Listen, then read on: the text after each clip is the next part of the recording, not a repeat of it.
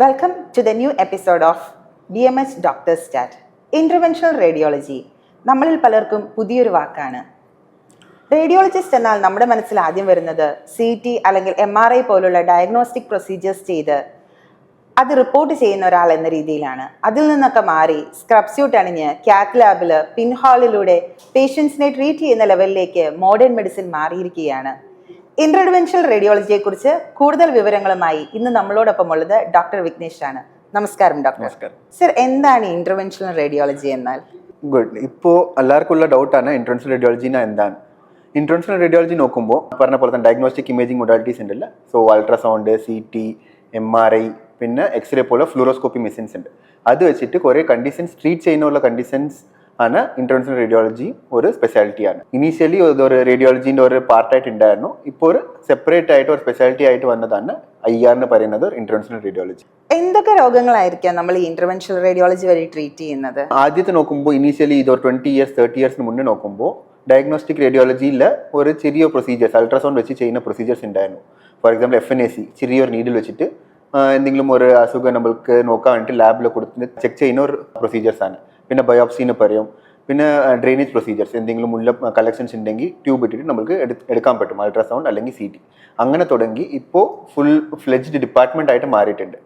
ഇത് നമ്മൾക്ക് IR-ൽ നമ്മൾക്ക് 2 ടൈപ്പ് IR ഉണ്ട്. ഒന്ന് വാസ്കുലാർ എന്ന് പറയും, ഒന്ന് നോൺ വാസ്കുലാർ എന്ന് പറയും. Vascular as the name suggest നമ്മൾക്ക് രക്തോട്ടം ബ്ലഡ് വെസലിന് ചെയ്യുന്ന ട്രീറ്റ്മെന്റ് ആണ് വാസ്കുലാർ IR. ಇನ್ನೊಂದು നോൺ വാസ്കുലർ നമ്മൾക്ക് ബ്ലഡ് വെസൽ ഇല്ലാണ്ട് ട്രീറ്റ്മെന്റ്, ക്യാൻസർ ട്രീറ്റ്മെന്റ് അത് വരുന്നത് നോൺ വാസ്കുലർ IR ആണ്. ഇതിൽ IR ഇന്റർവെൻഷണൽ റേഡിയോളജിയിൽ നമ്മൾക്ക് ഓൾമോസ്റ്റ് 50 to 60 പ്രൊസീജിയേഴ്സ് അവൈലബിൾ ആണ്. നമ്മൾ ജസ്റ്റ് ഒരു ഐഡിയ കൊടുക്കാൻ വേണ്ടിയിട്ടാണ്. ഇതിൽ നമ്മൾക്ക് മെയിൻ ആയിട്ട് ഡിവൈഡ് ചെയ്യുമ്പോൾ നമ്മൾക്ക് എന്തെങ്കിലും ഒരു രക്തോട്ടം നമുക്ക് ബ്ലോക്ക് ഉണ്ടെങ്കിൽ നമ്മൾക്ക് ഓപ്പൺ ചെയ്യാൻ പറ്റും. സോ അതാണ് നമുക്ക് ആൻജിയോപ്ലാസ്റ്റി എന്ന് പറയും. ആൻജിയോപ്ലാസ്റ്റി നമുക്ക് ബ്രെയിനിൽ ചെയ്യാൻ പറ്റും, കഴുത്തില്, അബ്ഡമനില്, കാലില്, കൈകൾ, അങ്ങനെ കുറേ ഓപ്ഷൻസ് ഉണ്ട്. പിന്നെ ഇപ്പോൾ എവിടെയെങ്കിലും ഒരു അബ്നോർമൽ ആയിട്ട് ബ്ലഡ് വെസൽ ഉണ്ടെങ്കിൽ, ലീക്ക് ആവുന്ന ബ്ലഡ് വെസൽസ് ഉണ്ട്, ബ്ലീഡിങ് ആവുന്ന പേഷ്യൻസ്, അത് നമ്മൾക്ക് ബ്ലോക്ക് ചെയ്യാൻ പറ്റും. അതാണ് നമ്മൾക്ക് എംബോലൈസേഷൻ പ്രൊസീജിയർ എന്ന് പറയും. ഇത് അല്ലാതെ പ്രൊസീജിയേഴ്സ് നമ്മൾക്ക് മെയിനായിട്ട് ക്യാൻസർ ട്രീറ്റ്മെന്റ് അവൈലബിൾ ആണ്. ക്യാൻസർ സർജറി ചെയ്യാണ്ട് തന്നെ നമ്മൾക്ക് കറണ്ട് വെച്ചിട്ട് നമ്മൾക്ക് എങ്കിലും ഒരു ചെറിയ സൂചി വെച്ചിട്ട് നമുക്ക് ക്ലോസ് ചെയ്യാൻ പറ്റും, ബേൺ ചെയ്യാൻ പറ്റും. പിന്നെ ഇപ്പോൾ ബോഡിയിൽ എവിടെയെങ്കിലും ഒരു പസ്സോ കളക്ഷനോ നീര് തേങ്ങി നിൽക്കണമെങ്കിൽ അത് നമ്മൾക്ക് ട്യൂബ് ഇട്ടിട്ട് നമ്മൾക്ക് പുറത്തേക്ക് എടുക്കാൻ പറ്റും. സോ റഫ് എസ്റ്റിമേറ്റ് ആയിട്ട് ഇങ്ങനെയുള്ള കുറേ പ്രൊസീജിയേഴ്സ് അവൈലബിൾ ആണ്. ഇന്റർവെൻഷണൽ റേഡിയോളജി എന്ന് പറയുന്നത് നമ്മുടെ റേഡിയോളജിയുടെ ഒരു പാർട്ടാണോ അല്ലെങ്കിൽ അതൊരു സെപ്പറേറ്റ് ആയിട്ട് നിൽക്കുന്ന ഒരു വിഭാഗമാണോ? സോ നമ്മൾക്ക് കുറേ ഹോസ്പിറ്റലിൽ ഇപ്പോഴും റേഡിയോളജീൻ്റെ ഒരു ചെറിയൊരു ഡിവിഷൻ ആയിട്ടാണ് IR ഉണ്ട്. അതിൽ നമ്മൾക്ക് അൾട്രാസൗണ്ടിൽ വെച്ചിട്ട് ചെറിയ പ്രൊസീജിയേഴ്സ് എല്ലാം ചെയ്യുന്നുണ്ട്. But most of the other പ്ലേസസിൽ നമ്മൾക്ക് IR സ്പെഷ്യാലിറ്റി ആയിട്ട് വന്നിട്ടുണ്ട്. അപ്പോൾ IR-ൽ ഇന്റർവെൻഷണൽ റേഡിയോളജിയിൽ തന്നെ സെപ്പറേറ്റ് ആയിട്ട് ഒരു OP അവൈലബിൾ ആണ്, കൺസൾട്ടേഷൻസ് ഉണ്ട്, നമ്മൾക്ക് തന്നെ IP പേഷ്യൻസ് അഡ്മിറ്റ് ചെയ്യാൻ പറ്റും, ICU സെറ്റപ്പ് ഉണ്ട്, നമ്മൾക്ക് റൗണ്ട്സ് എടുക്കാറുണ്ട്. അങ്ങനെ ഒരു സർജറി, മെഡിസിൻ, അങ്ങനെ ഒരു സ്പെഷ്യാലിറ്റി പോലെ തന്നെ ഇന്റർവെൻഷണൽ റേഡിയോളജി സെപ്പറേറ്റ് സ്പെഷ്യാലിറ്റി ആയിട്ടാണ് ഇപ്പോൾ വരുന്നുണ്ട്. സാർ പറയുന്ന അനുസരിച്ചാണെങ്കിൽ നമ്മൾ മറ്റ് ഇപ്പം മെഡിസിൻ അല്ലെങ്കിൽ സർജിക്കൽ കൺസൾട്ടൻസ് ഒക്കെ ചെയ്യുന്ന പോലെ തന്നെ OPDs-ഉം ഒക്കെ അവൈലബിൾ ആണ് ഹോസ്പിറ്റൽസ്? ഡെഫിനറ്റ് ആയിട്ട് നമുക്ക് IR ഇന്റർവെൻഷണൽ റേഡിയോളജി നമുക്ക് നേരിട്ട് പേഷ്യൻസിനെ കാണുന്ന ഒരു സ്പെഷ്യാലിറ്റിയാണ്. അപ്പോൾ നമുക്ക് നേരിട്ട് പേഷ്യൻസിനെ കണ്ടിട്ട് പേഷ്യൻറ്റിൻ്റെ രോഗി എന്താ ഡിസീസിന് ചോദിച്ചിട്ട് അതിൻ്റെ ട്രീറ്റ്മെൻറ്റ് ഓപ്ഷൻസ് പറയാൻ വേണ്ടിയിട്ട് നമ്മൾക്ക് ഒരു സെപ്പറേറ്റ് OP സ്പേസ് അവൈലബിൾ ആണ്. മോർണിംഗ് ടു ഈവനിങ് വരെ നമ്മൾക്ക് അവിടെ OP-യിൽ ഉണ്ടാവും. OP-യിലെ പേഷ്യൻസ് വരുമ്പോൾ കാണും. പിന്നെ അത് കഴിഞ്ഞിട്ട് എന്തെങ്കിലും എമർജൻസി ഉണ്ടെങ്കിൽ വിളിച്ച് അങ്ങനെ പോയിട്ട് കാണാറുണ്ട്. അപ്പുറം പിന്നെ പേഷ്യൻസ് നമ്മൾ സൈഡിൽ തന്നെ IR സൈഡിൽ തന്നെ അഡ്മിറ്റും ചെയ്യാൻ പറ്റും. പിന്നെ അതിനെ നമ്മൾക്ക് ഡെയിലി മോർണിംഗും ഈവനിങ് റൗണ്ട്സ് എല്ലാം എടുക്കാറുണ്ട്. So similar to surgery, ortho, മറ്റ് ഡിപ്പാർട്ട്മെന്റ് പോലെ തന്നെ നമ്മൾക്ക് സെപ്പറേറ്റ് OP സെറ്റിംഗ്സ് അവൈലബിൾ ആണ്. ഇന്റർവെൻഷണൽ റേഡിയോളജി OP-യിലൊക്കെ നമുക്ക് എന്ത് തരത്തിലുള്ള പേഷ്യൻസ് ആയിരിക്കും വരുന്നത്, അല്ലെങ്കിൽ എങ്ങനെയുള്ള പേഷ്യൻസ് ആണ് ഇന്റർവെൻഷണൽ റേഡിയോളജിയിലേക്ക് വരേണ്ടത്? മെയിൻ ആയിട്ട് നമ്മൾക്ക് ഇപ്പോഴത്തേക്ക് IR-ൽ ഒരു 50% ഓഫ് ദ പേഷ്യൻസ് നമ്മൾക്ക് റെഫറൽ പേഷ്യൻസ് ആണ്. സോ മറ്റ് വിഭാഗത്തിൽ നിന്ന് നമ്മൾക്ക് റെഫർ ചെയ്യും. മെയിനായിട്ട് ഗ്യാസ്ട്രോ, ന്യൂറോ, പിന്നെ ജനറൽ സർജറി, അങ്ങനെ റെഫറൽ പേഷ്യൻസ് ആണ്. ചില പേഷ്യൻസ് ഡയറക്റ്റ് ആയിട്ട് OP ആയിട്ട് നമ്മൾക്ക് വന്ന് കാണാൻ പറ്റും. അങ്ങനെ മെയിനായിട്ട് വരുന്ന കണ്ടീഷൻസ് ഒന്ന് നമ്മൾക്ക് പെരിഫറൽ ആർട്ടറി ഡിസീസ് എന്ന് പറയും. എവിടെയെങ്കിലും കാലിൽ ഡയബറ്റിക് ഫുട്ടായിട്ട് കാലിൽ എന്തെങ്കിലും രക്തോട്ടം ബ്ലോക്ക് ആയെന്നുള്ള പേഷ്യൻസ് ആണ്. സെക്കൻഡ് മെയിൻ ആയിട്ട് OP ആയിട്ട് വരുന്ന പേഷ്യൻസ് നമുക്ക് വാരിക്കോസ് വെയിൻസ് ആണ്. വാരിക്കോസ് വെയിൻസിന് ട്രീറ്റ്മെന്റ് നമുക്ക് ലേസർ ട്രീറ്റ്മെന്റ് അവൈലബിൾ ആണ്. പിന്നെ സ്ക്ലീറോതെറപ്പി, ഗ്ലൂ ട്രീറ്റ്മെന്റ്, അങ്ങനെ കുറേ ഓപ്ഷൻസ് അവൈലബിൾ ആണ്. இன்னொன்று நம்மளுக்கு இப்போ ஃபீமேல் பேஷண்ட்ஸில் நம்மளுக்கு யூட்ரைன் ஃபைப்ராய்டு உள்ள பேஷண்ட்ஸ், ப்ளீடிங் உள்ள பேஷண்ட்ஸ், அப்டோமினல் பெயின் உள்ள பேஷண்ட்ஸ் അവർ നമ്മൾക്ക് OP ആയിട്ട് വരാൻ പറ്റും. ഇപ്പോൾ കുറേ പേഷ്യൻസ് തന്നെ ഹോസ്പിറ്റലിൽ വിളിച്ചിട്ട് ഇങ്ങനെ IR ഫെസിലിറ്റി അവൈലബിൾ ആണോ എന്ന് ചോദിക്കുന്നുണ്ട്. അപ്പോൾ അങ്ങനെയുള്ള പേഷ്യൻറ്റ് നമുക്ക് നേരിട്ട് വന്നിട്ട് കാണാറുണ്ട്. പെരിഫറൽ ആർട്ടറി ഡിസീസ് എന്ന് പറഞ്ഞു അല്ലേ, അത് എന്താണെന്നൊന്ന് വിശദമാക്കാവോ? പെരിഫറൽ ആർട്ടറി ഡിസീസ് ഒരു വേഗ് ടെർമിനോളജിയാണ്. സോ പെരിഫറൽ ആർട്ടറി എന്ന് പറയുമ്പോൾ hand and foot, so leg upper limb lower limb എന്ന് പറയും. അവിടെ ഉള്ള ബ്ലഡ് വെസൽസിനാണ് നമ്മൾ പെരിഫറൽ ആർട്ടറീസ് എന്ന് പറയുന്നത്. അപ്പോൾ ഇങ്ങനെയുള്ള കൈയും കാലിലുള്ള ബ്ലഡ് വെസലിൽ എന്തെങ്കിലും ബ്ലോക്ക് ആവുന്ന കണ്ടീഷൻസിനാണ് പെരിഫറൽ ആർട്ടറി ഡിസീസ് എന്ന് പറയും. അപ്പോൾ അങ്ങനെയുള്ള അതിൻ്റെ മാനേജ്മെൻറ്റ് നമ്മൾക്ക് മെയിനായിട്ടുള്ള ഒരു സ്പെഷ്യാലിറ്റിയാണ് IRൽ വരുന്ന ഒരു ഏരിയ. ഈ പെരിഫറൽ ആർട്ടറി ഡിസീസിന് ലക്ഷണങ്ങൾ എന്തൊക്കെയായിരിക്കാം? പെരിഫറൽ ആർട്ടറി ഡിസീസിന് ഓൾറെഡി പറഞ്ഞ പോലെ നമുക്ക് എന്തെങ്കിലും ഒരു ബ്ലഡ് വെസലിൽ ബ്ലോക്ക് ആയിട്ടുണ്ടാവും. അപ്പോൾ ബ്ലഡ് വെസൽ ബ്ലോക്ക് ആകുമ്പോൾ നമ്മൾക്ക് മസിലിന് പ്രോപ്പറായിട്ട് ബ്ലഡ് സപ്ലൈ കിട്ടില്ല. ബ്ലഡ് സപ്ലൈ കിട്ടാണ്ട് ഓക്സിജൻ സപ്ലൈ ഇല്ലാണ്ട് നമ്മൾക്ക് അതിൽ ഒരു ചേഞ്ചസ് വരുന്നതാണ് പെരിഫറൽ ആർട്ടറി ഡിസീസിലെ സ്പെക്ട്രം എന്ന് പറയും. അപ്പോൾ അതിൻ്റെ ഡിസീസ് സ്പെക്ട്രം നോക്കുമ്പോൾ അതിൽ കുറേ ഗ്രേഡിംഗ് ഉണ്ട്. സോ മൈൽഡ്, മോഡറേറ്റ്, സിവിയർ അങ്ങനെ കുറേ സ്റ്റേജസ് ഉണ്ട്. സോ അർലി സ്റ്റേജിൽ നമ്മൾക്ക് ഫസ്റ്റ് എവിടെയെങ്കിലും ബ്ലോക്ക് ആകുമ്പോൾ അവിടെ നമ്മൾക്ക് സപ്ലൈ ഇല്ലാണ്ട് മസിൽ വീക്ക് ആവും. അപ്പോൾ പേഷ്യൻസ് നടക്കുമ്പോൾ അവിടെ കാലിൽ വേദന വരാൻ തുടങ്ങും. കുറച്ച് ദൂരം നടക്കുമ്പോൾ തന്നെ വേദന വരാൻ തുടങ്ങും. അതാണ് നമ്മൾക്ക് ക്ലോഡിക്കേഷൻ എന്ന് പറയും. അപ്പോൾ ഫോർ എക്സാമ്പിൾ ഒരു 500 മീറ്റർ നടക്കുമ്പോൾ തന്നെ പേഷ്യൻസ് നടക്കാൻ പറ്റില്ല. പിന്നെ കുറച്ചായിട്ട് അത് 100 മീറ്റർ ആവും, 50 മീറ്റർ ആവും. സ്റ്റെപ്സ് കയറുമ്പോൾ വേദന വരും. മെയിനായിട്ടുള്ള വേദന നമ്മൾക്ക് തൈയിലെ മസിൽസിലെ ബാക്ക് സൈഡിലെ വേദന പുടിപ്പുണ്ടാവും. അപ്പോൾ പേഷ്യൻസിനാണ് നടക്കാൻ പറ്റില്ല പ്രോപ്പറായിട്ട്. കുറച്ച് നേരം റെസ്റ്റ് എടുക്കുമ്പോൾ പിന്നെ ഓക്സിജൻ സപ്ലൈ ഇമ്പ്രൂവ് ആവും. പിന്നെ മസിലിൽ കുറച്ച് എനർജി കിട്ടും. പിന്നെ കുറച്ച് ദൂരം നടക്കാൻ പറ്റും. ഇതാണ് അർലി സ്റ്റേജ്, മൈൽഡ് സ്റ്റേജ്. പിന്നെ നെക്സ്റ്റ് സ്റ്റേജ് പോകുമ്പോൾ പേഷ്യൻറ്റ് വെറുതെ ഇരിക്കുമ്പോൾ തന്നെ റെസ്റ്റിംഗ് പെയിൻ ഉണ്ടാവും. മസിലിൽ വെറുതെ ഇരിക്കുമ്പോൾ തന്നെ പെയിൻ ഉണ്ടാവും. പിന്നെ അത് ഇൻക്രീസ് ആവുക പേഷ്യൻറ്റിൻ്റെ മസിൽ പാരലിസിസ് ആവും. മസിൽ കാലെടുത്ത് വെക്കാൻ പറ്റില്ല. ഫുൾ കാലിൻ്റെ രത്തോട്ടം പോവും. പിന്നെ നെക്സ്റ്റ് എന്തെങ്കിലും മുറി ഒന്നുകില്ല, ഇൻഫെക്റ്റായി പസ് പോലെ ഫോം ആവും. അത് ലാസ്റ്റ് സ്റ്റേജാണ്. സോ ഇങ്ങനെ ഒരു ഗ്രഡേഷൻ ഓഫ് സ്റ്റേജസ് ഉണ്ട്. എന്തുകൊണ്ടായിരിക്കാം പെരിഫറൽ ആർട്ടറി ഡിസീസ് ഉണ്ടാകുന്നത്, അല്ലെങ്കിൽ എന്തായിരിക്കും അതിന്റെ കാരണം? നമ്മൾ ഈ ഡയബറ്റിസ്, ഹൈപ്പർ ടെൻഷൻ പോലുള്ള രോഗങ്ങൾ ഇൻഡ്യൂസ് ചെയ്തിട്ടുണ്ടാകുന്നതാണോ, അല്ലെങ്കിൽ വേറെ എന്തെങ്കിലും കാരണമാണോ അങ്ങനെ ഉണ്ടാവാൻ? അങ്ങനെ ചോദിക്കുമ്പോൾ നമ്മൾക്ക് ഇന്ത്യൻ പോപ്പുലേഷനിലെ പെരിഫറൽ ഡിസീസിന് ഒരു 2 മെയിൻ റീസൺസ് ആണ്. ഫസ്റ്റ് റീസൺ നമ്മൾക്ക് ഇതിൽ നോക്കുമ്പോൾ ഡയബറ്റിസ്, ഷുഗർ ആണ്, ആൻഡ് കൊളസ്ട്രോൾ. ഇതാണ് 2 main reasons for peripheral artery disease. അതില്ലാണ്ട് ഏജ് ഇസ് മെയിൻ റിസ്ക് ഫാക്ടറാണ്. സോ മോർ ദൻ ഒരു 50 ഇയേഴ്സ് ആകുമ്പോൾ തന്നെ എല്ലാവർക്കും ഈ ഒരു പെരിഫറൽ ഡിസീസ് തുടങ്ങാൻ സ്റ്റാർട്ട് ചെയ്യും. സോ പെരിഫറൽ ഡിസീസ് നോക്കുമ്പോൾ നമ്മൾക്ക് മെയിനായിട്ട് ബ്ലഡ് വെസലിൽ കാൽസ്യം ഡെപ്പോസിഷൻ നടക്കും. അപ്പോൾ കാൽസ്യം ഡെപ്പോസിഷൻ നടക്കുമ്പോൾ അങ്ങനെ അതിൻ്റെ സൈസ് കുറച്ചായിട്ട് വെസലിൻ്റെ സൈസ് ചുരുങ്ങിപ്പോകും. അപ്പോൾ അതുകൊണ്ടാണ് ഏജ് മോർ ദൻ 50 ഇയേഴ്സിൽ ഇത് കോമൺ ആയിട്ട് സ്റ്റാർട്ട് ആവും. പിന്നെ മറ്റ് ഫാക്ടേഴ്സ്, റിസ്ക് ഫാക്ടേഴ്സ് ഉള്ളുമ്പോൾ അത് ഇന്ന് കൂടുതലായിട്ട് ഫാസ്റ്റായിട്ട് ഡെവലപ്പ് ആവുന്നുണ്ട്. സോ ഒന്ന് മെയിനായിട്ട് ഷുഗർ, കൊളസ്ട്രോൾ ആണ്. സെക്കൻഡ് സ്മോക്കിംഗ് ഉള്ളപ്പോൾ ഇത് ഭയങ്കര ഫാസ്റ്റ് ആയിട്ടാണ് 2 to 3 ടൈംസ് ഫാസ്റ്റ് ആയിട്ട് നമുക്ക് നോക്കാൻ പറ്റും. പിന്നെ റീനൽ എന്തെങ്കിലും കിഡ്നി ഫെയിലിയർ ഉള്ള പേഷ്യൻസ്. സോ ഇങ്ങനെയുള്ള ഒരു മെയിൻ 5 ഫാക്ടേഴ്സ് ആണ് നമുക്ക് മെയിനായിട്ട് പെരിഫറൽ ആർട്ടറി ഡിസീസ് ഉണ്ടാവുന്നത്. ഇന്ത്യയിൽ പെരിഫറൽ ആർട്ടറി ഡിസീസ് വളരെ കോമൺ ആണോ? ഡെഫിനറ്റ് ഇന്ത്യയിൽ ഭയങ്കര കോമൺ ആണ്. ബിക്കോസ് ഇന്ത്യയിൽ ഇറ്റ്സ് ലൈക്ക് ഒരു ഡയബറ്റിക് ക്യാപിറ്റൽ എന്ന് പറയുന്നില്ല. സോ കൊളസ്ട്രോളും ഷുഗർ ഉള്ള പേഷ്യൻസ് കൂടുതലാണ്, ആൻഡ് കിഡ്നി ഫെയിലിയർ ഉള്ള പേഷ്യൻസ് കൂടുതലാണ്. സോ ഈ 2 റീസൺ നമ്മൾക്ക് അതുകൊണ്ടാണ് നമുക്ക് more of peripheral artery disease നമ്മൾക്ക് ഇവിടെ കാണുന്നുണ്ട്. സർ പറഞ്ഞു ഏജ് ഒരു ഫാക്ടർ ആണെന്ന്. അപ്പം ഇത് മുതിർന്ന ആൾക്കാർക്ക് മാത്രമാണോ ഉണ്ടാകുന്നത്, അല്ലെങ്കിൽ ചിൽഡ്രനിൽ അത് കോമൺ അല്ലേ ഇങ്ങനെ ഒരു പെരിഫറൽ ആർട്ടറി ഡിസീസ് എന്ന് പറയുന്നത്? So more then 80% of the നമ്മൾക്ക് ഇപ്പോൾ ഈ ഡിസീസസ് നോക്കുന്നത് അബവ് 50 ഇയേഴ്സ് ഓഫ് ഏജിലാണ്, 60 ഇയേഴ്സ് അങ്ങനെയുള്ള ഏജിലാണ് നമ്മൾ മോസ്റ്റ്ലി നോക്കുന്നത്. ബിക്കോസ് അവിടെയാണ് ഈ റിസ്ക് ഫാക്ടേഴ്സ് എല്ലാം കോമൺ ആണ്. യങ്ങർ ഏജിൽ ഉണ്ട്, ബട്ട് അവർ വേറെ എന്തെങ്കിലും ഒരു ഡെഫിനറ്റ് ആയിട്ട് ഒരു ഇൻസൈറ്റിംഗ് ഫാക്ടർ ഉണ്ടാവും. അവർക്ക് എന്തെങ്കിലും ജനറ്റിക്കൽ കണ്ടീഷൻസ് ഉണ്ടാവും, അല്ലെങ്കിൽ എന്തെങ്കിലും സ്മോൾ ഏജിൽ തന്നെ നമ്മൾക്ക് ഷുഗർ കാണുന്ന പേഷ്യൻസ് ഉണ്ട്. അങ്ങനെയുള്ള പേഷ്യൻസ് ഉണ്ടെങ്കിൽ മാത്രമാണ് യങ്ങർ ഏജിൽ കാണുന്നത്. അല്ലെങ്കിൽ it's more of an aged elderly പേഷ്യൻസിനുള്ള ഡിസീസാണ്. എങ്ങനെയായിരിക്കും നമ്മൾ ഇതിനെ ഡയഗ്നോസ് ചെയ്യുന്നത്? എന്തെങ്കിലും ബ്ലഡ് ടെസ്റ്റോ അങ്ങനെ എന്തെങ്കിലും നോക്കിയിട്ടാണോ നമ്മൾ പെരിഫറൽ ആർട്ടറി ഡിസീസ് ഡയഗ്നോസ്ഡ് ആക്കുന്നത്? നമ്മൾക്ക് ഡയഗ്നോസ് ചെയ്യാൻ വേണ്ടിയിട്ട് ഫസ്റ്റ് സിംറ്റംസ് ആണ് ഇമ്പോർട്ടൻറ്റ്. സോ പേഷ്യൻറ്റിന് ഫസ്റ്റ് തന്നെ ലെഗ് പെയിൻ വരുമ്പോൾ തന്നെ നമ്മൾക്ക് പേഷ്യൻറ്റ് വന്ന് കാണിച്ചാൽ നമ്മൾക്ക് അപ്പം തന്നെ ഡയഗ്നോസ് ചെയ്യാൻ ഈസിയാണ്. സോ ഡയഗ്നോസ്റ്റിക് മൊഡാലിറ്റീസ് നോക്കുമ്പോൾ ഫസ്റ്റ് നമ്മൾ ക്ലിനിക്കലി നോക്കുമ്പോൾ ബ്ലഡ് പ്രഷർ നോക്കാറുണ്ട്. സോ കയ്യിലും കാലിലും ഒരു പ്രഷർ എടുത്ത് നോക്കും, അതിൽ ഡിഫറൻസ് ഉണ്ടോ നോക്കണം. നോർമൽ പേഷ്യൻസിലെ കയ്യിലും കാലിലും ബ്ലഡ് പ്രഷർ ഏകദേശം നമ്മൾക്ക് സെയിം ആവണം. അതായത് നമ്മൾക്ക് പെരിഫറൽ ആർട്ടറി ഡിസീസ് ഉള്ള പേഷ്യൻസിൽ നമ്മൾക്ക് കാലിൽ നമ്മൾക്ക് ഫ്ലോ കുറവാകും, അപ്പം പ്രഷറും മാറും. അപ്പോൾ അത് നമ്മൾക്ക് ഫസ്റ്റ് ഒരു ഇനീഷ്യൽ ഫാക്ടറാണ്.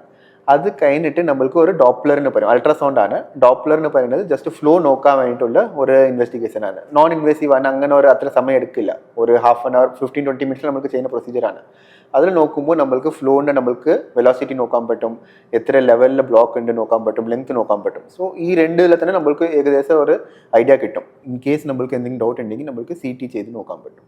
പെരിഫറൽ ആർട്ടറി ഡിസീസിനെ നമുക്ക് എങ്ങനെയാണ് ഡയഗ്നോസ് ചെയ്യാൻ പറ്റുന്നത്? എന്തെങ്കിലും ബ്ലഡ് ടെസ്റ്റോ അങ്ങനെ എന്തെങ്കിലും വഴിയിട്ടാണോ നമ്മൾ ഡയഗ്നോസ് ചെയ്യുന്നത്? പെരിഫറൽ ആർട്ടറി ഡിസീസിൻ്റെ ഡയഗ്നോസ് ചെയ്യാൻ മെയിനായിട്ട് സിംറ്റംസ് ആണ് ഇമ്പോർട്ടൻറ്റ്.